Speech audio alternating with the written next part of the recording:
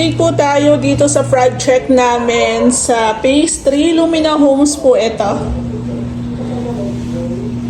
So ayan po, ongoing po yung pag-i-install ni Ray.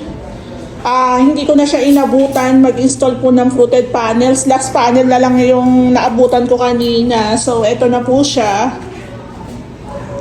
Yung cabinets po natin, mapapansin nyo, white pa yung color ng mga pinto.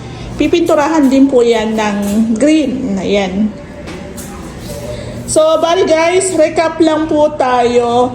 Ang paggawa lang po sa amin dito ni Sir is buong loob lang. So, meron kaming computation na ginawa mula taas, dito po sa bathroom, tsaka po dito sa baba.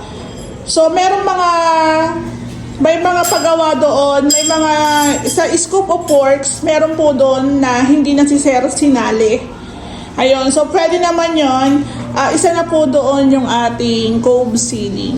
So, medyo matrabaho po kasi ang cove ceiling, mataas din sa materyales, at the same time sa labor din po. Kaya ang naging suggestion ko na lang po kay Sir is flat ceiling. Ayan. So, okay naman siya. Dito yung dining. Ayan. Dito naman po yung kitchen. So, ito po, masyadong mahaba kasi yung nabili ni Sir. Bali, 2 panel yan. Tatanggalin na lang po yung isa. Tapos, 3 ilaw po yung nakatutok sa kitchen. So, dito po, request ni Sir na meron din po siyang bar counter. Actually, sa unang usapan namin, ito lang po. So, naisip ni Sir magpa-add po ng bar counter. So, ito po, kahoy na lang po ito. Naisip po kasi namin na pag dumating po kasi yung araw na magkaroon ng budget si Sir at nagpagawa po ng extension, pwede niya pong ilipat yung kanyang kitchen. Depende po. Then, madali na lang po natin i-remove yung bar counter kasi kahoy lang po ito. Pero ito po, slab po talaga to. Semento po talaga to. Binuhusan talaga namin siya. Pero I think, pag nagkaroon po ng extension si Sir, pwedeng kwarto na lang doon sa may dulo o doon sa may gilid. So, pwedeng ganon. Kasi I think maganda na dito yung pinaka-kitchen niya na nasa loob. So, ito po, maliit lang yung kanyang kitchen area, pero sabi ko nga sa inyo, bukod sa matrabaho, mahal din po ang labor dyan kasi syempre, finish po ito, tapos meron pang mga wirings, installation din po ng ating mga accessories. So, si Sir, meron po siyang range hood, hindi ko lang mabuksan, pero meron na po itong saksakan dito. Ayan. Wala pa kasi yung handle, hindi pa nakakabit. So, si Sir pang umorder nito. Ayan, Technogas Technique. Hindi pa yata nakasaksak. Tapos, ito po yung built-in stove ni Sir. Ganito na lang po yung latag namin pahalang kasi medyo mahaba po kasi yung sukat niya. So, masyado na pong manipis ang maiiwan dito na part. Then, pag nagluto rin po, halimbawa 2 salang, may space siya dito, may space din po siya dito. Siguro hindi naman po magkakaroon ng conflict kung nandito po yung kanyang knob. So, ganyan na lang po yung installation namin para malaki pa rin po yung space dito. So, sabi naman ni Sir kung ano yung maganda at ikakaayos po tingnan, bahala na daw kami. So, dito po naglagay din po kami ng 2 pin lights. Ayan, tricolor. Ayan po. So, again, ang ginamit po nila dito is subway tiles na 30 by 60. Pinagpatong lang po yan. Naglagay rin po kami ng outlet. Ayan, napinturahan na po yung loob. Ayan po. So, Sir, ito po yung sinasabi ko sa inyo ng mga materyales. Kaya hindi ko pa siya matotal kasi hindi ko alam kay Ray kung ilan po yung magagamit na mga hinges. Tapos, meron din po tayo ditong tawag dito, outlet. Ayan. So, saksakan po ng ating microwave. So bali guys, ito po yung sinasabi ko sa inyo. Tatanggalin na po yung isang panel kasi dalawa yan. So ang matitira natin, 3 ilaw. 3 na siya dito na nakatutok po sa ating kitchen. Tapos ito rin po pala, i-share ko po sa inyo. Yung countertop po natin na tiles. Tiles lang po ito. Same lang din po yan sa bar counter. Ito po, bali, no more nails na lang po ang pinandikit natin dito. Then, mamasilyahan na lang po yan.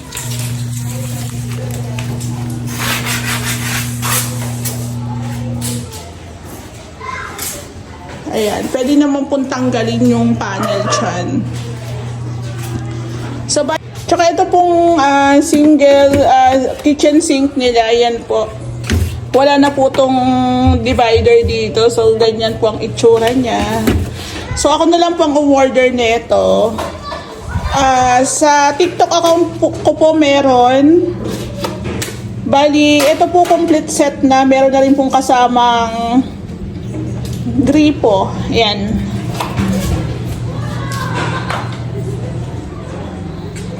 Yung kalan natin naka-cover pa kasi pipinturahan pa yan o lilinisan pa, maglinis pa tayo kaya naka-plastic pa siya. Dito po yung nalagyan ng tangke. Syempre meron din tayong pasingawan dyan, earthen. Ayan po. Yung sukat po ng microwave, i-check po namin. Pero dito siya eh. So, yung pinakahaba po ng microwave, i-check namin para ito mabuksan. Ayan. Pero meron naman tayong abang na outlet dyan. So, bali guys, abangan na lang po natin yung pintura dito, pati yung paglalagay po ng mga handles. Ayan. Dahil nagkakabit pa si Ray ng mga accessories. Pero, okay naman na yan. Dito naman po tayo sa bathroom. Bathroom po natin, hindi pa nakalagay yung pinto. Hindi pa po kami naglilinis. Pinatay pala yung ilaw. Okay. So guys, ganito na po yung itsura ng ating bathroom. Ayan. So, in-off lang po yung breaker kasi nag-aayos po ng wiring. So, ito po yung bathroom ni sir. Yung toilet bowl po, existing po yan, tsaka po yung ating lavatory. Tapos, yung ating shower set, sa Tion Paul ko po yan in order, kasabay po ng mga tiles. Ito po yung ito po yung pinost ko kanina na si sir po ang bumili niyan. So, inassemble po namin. Thank you nga po pala kay ma'am kasi sabi niya, yung pinaka-setup niya, wag daw sundin. So, actually, tinanong ko rin si sir kung susundin namin yung setup po nito. Pero, naisip din ng may-ari, may pinaka-sabitan po ng towel, dito na lang po sa baba na part. Ayan.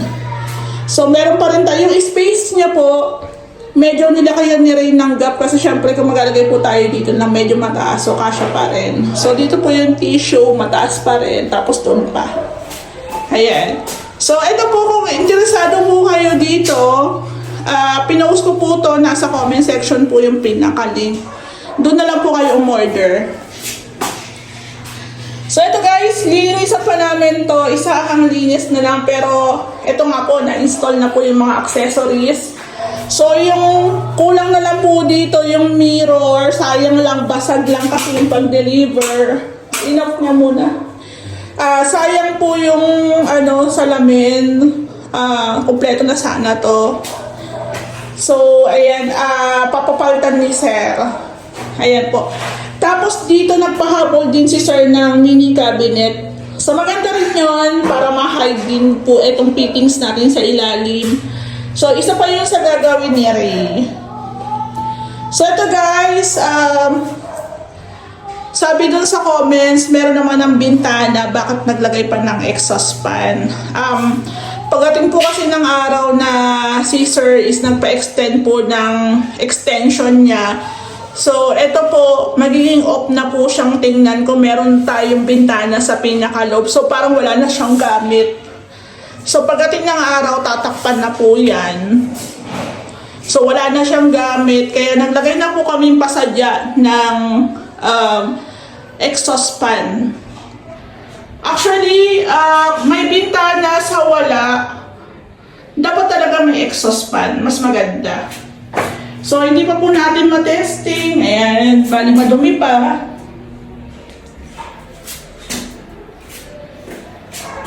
Picture natin pag okay na. Tapos guys, ito nga rin po pala yung una namin tong in-accept kay sir tong unit niya. Yung pinaka-switch po nitong ating bathroom. Nandito po yan, ang layo. So sa amin po nilipat po namin yan. Actually, ito po, nung paglipat po namin nito, hindi na po ako nagpaad ng labor kay sir. Kasi syempre nga naman, magtatiles kami dyan. Ang pangit tingnan, di ba? Muna dito yung pinaka-switch, ang layo. So dito, pwede mo lang kapain po dito. Ayan po. Kung doon, talagang sobrang layo na, di ba? So, yan po yung ginamit namin ditong tiles naman is 60 by 60 po yan. Ayan po, 60 by 60. Tapos sa baba, 60 by 60 rin po yan na matte white. Tapos yung pinaka-accent is, ano yan, 30 by 60 na pinagpatong lang. So, lahat naman po ng tiles dito sa unit ni sir, siya naman po ang pumili. Tapos naka PVC panels din po tayo. Ayan, di lang matesting. Ilaw. Ayun.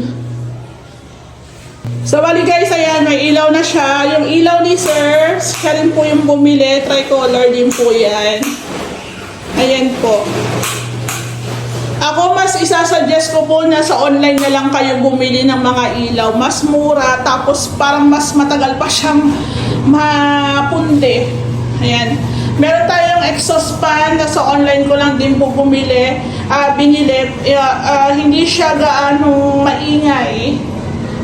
Ayan po. So, okay na. Linis na lang to. Wait po natin yung mirror tsaka yung ating lavatory cabinet. Ayan. Konting linis. Tapos ito po pala lalagyan natin ng cover to. Pinilihan ko rin po siya. Dito po namin siya ilalagay. Ayan. So, bali guys, dito naman po sa ating staircase, ayan naman po ang itsura niya. So, ang gusto naman ni sir is parang same lang po dun sa may kwarto yung pintura ng ating handrail. Tapos, ito po ang ating grills. Ang gusto naman ni sir is white lang. So, pang metal. Then, ito pong hagdan natin, naka-tiles din po yan. Tiles lang po, ito mukha lang siyang kahoy. So, konti-konti na rin pong nalilinisan. Tapos, final retouching na. Yung pinto po natin, white naman po talaga ang kulay niya, pero sabi ng may-ari, una, black sana, pero sabi ni sir, i-maintain na lang o stay na lang yung white. So, ito po, niretouch na lang po namin siya ng white. Tapos ito nga po pala, share ko lang po sa inyo. Yung pinaka-handle po kasi na ganito, actually, pwede naman po ito kaso mahirap i-install. Ito rin po. So, ito po kasi meron na siyang butas. So, ito po tinakpan na lang. Ito po kasi medyo matrabaho lang. Okay naman sa okay, kasi medyo matrabaho lang din talaga siyang i-install. Buti na lang nagkasya. Ayan po. Tapos dito, ayan, nag-release na. So, yung mga salamin natin, kasama rin po yan sa pipinturahan. Naretouch na po yan. Tapos yung mga bintana, kailangan din po siyang linisan. Kung mapapansin nyo, ayan, malinis na.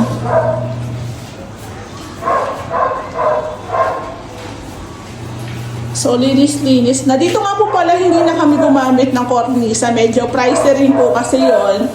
So, nagsuggest na lang po ako kay sir na J-clip o U-clip po yata yung tawag dyan.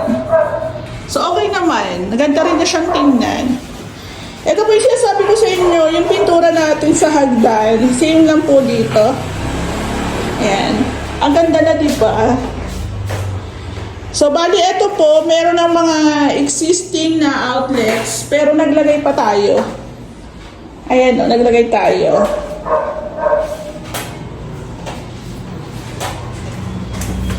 So, dito po sa kabila, tao po.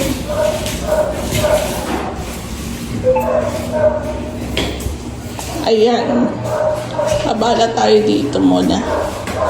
So guys, meron na siyang meron na rin siyang mga outlets. Nung pininturahan, nung tawag dito, nung unang pininturahan siya, medyo parang matapang. Hindi naman, no? Okay naman. Okay naman siya eh. Noong una kasi wala rin itong bugang ilaw eh. Walang bugang. Kaya madilim. Oo. Kaya madilim. Okay siya. Ayan o. So, ang ganda rin ng combination ni Sir dito. Ayan po. Ang partition is parang accent. Dalawang kulay po yan. Actually, yung pintura po dun sa may likod, sa akin na po yung galing kasi konti lang naman. Tapos the rest po is wind whisper na. So may mga abang rin po tayo dito para po yan sa split type. Ayan. So ito po ang gamit natin, babies. So Agua Gloss It po yan. Mas gusto ko yung gamitin yung Davies kasi po siya hindi siya naninilaw. Unlike po dun sa isang brand ng pintura, katagalan po naninilaw siya. So ito po, halos malapit na rin po namin itong turnover kasi gusto pong lipatan ni Sir first week po ng April para hindi na po sila mag-rent. Nag-rent po kasi sila. So ito po talaga priority talaga namin. Then pakasama na lang kasi kapitbahay din. So yun din po yung kagandahan na pag malapit lang po dito sa Lumina. Ayan, natututukan din talaga namin. Kasi the rest po ng team is nandito lang naman din sa Lumina. So again guys, yung ating yung tiles natin 60 by 60 po to. Bagay na bagay din talaga. Hindi siya tingnan.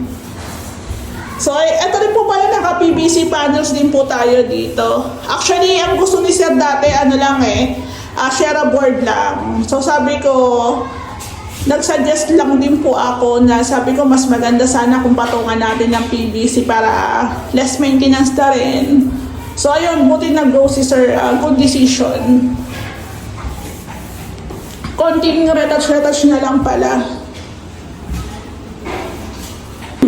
Ang kulang mo na lang dito Sir, blinds. Baka gusto mo ng blinds, meron din ako sa TikTok account ko. So bali guys, ito rin po yung sinasabi ko sa inyo na okay lang din po yung walang hallway, pero para sa akin masyadong masikip. Ayan, so depende pa rin po yan sa nagpapagawa, kanya-kanyang gusto. Ayan, so ito po, malaki yung kanyang space. So bahala na lang po sila pag nag-akyat po sila dyan ng gamit kasi masikip po yan talaga. So ayan po, linis na lang, yung taas na nililinis na, pababa na po ang linis niyan. So ganun po kasi sa amin, iba po yung nagpipintura, iba yung electrician, iba rin yung naglilinis. Ayan po, iba po yung humahawak ng paglilinis. Hindi guys, I mean, yung cleaning kasi, actually sa iba po, hindi kasama yung linis. Sa amin talaga, super linis talaga. As in, nilipatan mo na lang. So, 100% cleaning talaga ang ginagawa. So, nandito pa yung mga ibang gamit natin. Ayan. So, ito guys, yung sasabi ko sa inyo, ayan na natanggal na po yung isang panel. Tapos, 3 na po yung nakatutok dito sa ating kitchen. Ayan po. Ayan, no. So, pintura na lang po ang kulang niyan. Ang taray, diba? Meron sa bar counter, meron dun sa may cabinet, meron din dito po sa may hugasan na part. So, pintura na lang po ang kulang dyan. Okay na. Pati yung mga handles. Ito nga po palang baba, wala pa tong tile grout. So, panghuli po ang pagka-tile grout namin. Ang ganda na, oh. So, bali guys, ulitin ko lang po sa inyo. Ito po is tiles lang po ito na ginamitan po ng no more nails, pandikit. Kasi po, ito pong pinatungan is kahoy. So, nilagyan lang po ni Ray ng polytop. Ayan.